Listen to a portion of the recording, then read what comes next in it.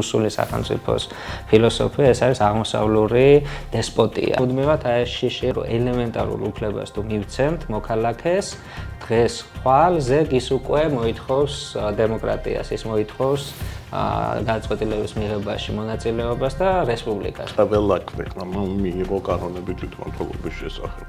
ამაში ჩაჯდა რუსეთი, თუმცა იმისი განვითარება, რაც ევროპაში ყო და ეს ვეღარ მისცა იმისი შიშით, რომ აბსოლუტიზმი დაექცევა. როდესაც იმპერია დაიშალა, ექსპერიმენტი დემოკრატიული რუსეთში არ გამოვიდა. დარჩა რაღაცა კუნძულები და მათ შორის გამოკვეთილად საქართველო, რომელიც მზად აღმოჩნდა, რომ დაიწყო ძალიან წყობრად ევროპული პროგრესული სახელმწიფო მშენებლობა. თვითმმართველობის რეფორმას ერთ-ერთ რამიშვილი ატარებს და მეორეს მხრივ ერობის შექმნის კომიტეტი იმას ეროვნულ დემოკრატიას ხელმძღვანელობს.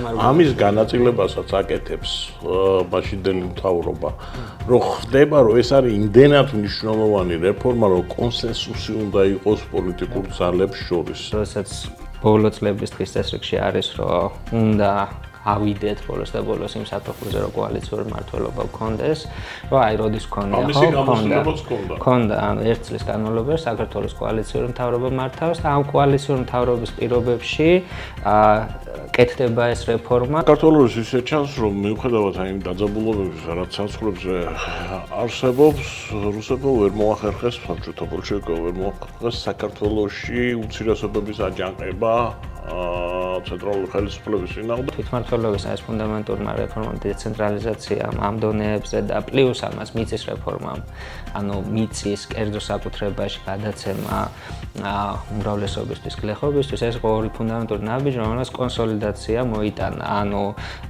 მოქალაქეების უმრავლესობა მიიღო ყველაზე მნიშვნელოვანი რა საკუთრება, გარანტი ეკონომიკური სტაბილურობისა და პოლიტიკურ გადაწყვეტილებაში ჩართულობის ინსტრუმენტი. როდესაც უყურებთ 1924 წლის აჯანყებას, ეპიცენტრები და ყველაზე წარმატებული და მასობრივი და ესეთი სადაც იყო ეს აჯანყება, ძალიან ემთხვევა იმ რეგიონებს, სადაც წარმატებული თვითმმართველობები იყო 18-21 წლის განმავლობაში. ძლიერი თვითმმართველობები იყო საფუძველი იმისა, რომ აი ეს თავისუფლების უნია მიუხედავად ერთ-ერთი რესპუბლიკა ვიყავით, სადაც სამხედრო აჯანყებები მოხდა მაშინ.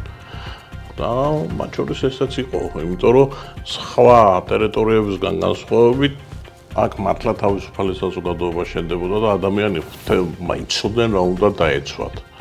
ერთი მონობიდან მეორე მონობას შორის არჩევანი არ ჰქონდათ. და თვითმმართველობის სისტემა მე შექმნა აი პატარა პერიოდში საქართველოში.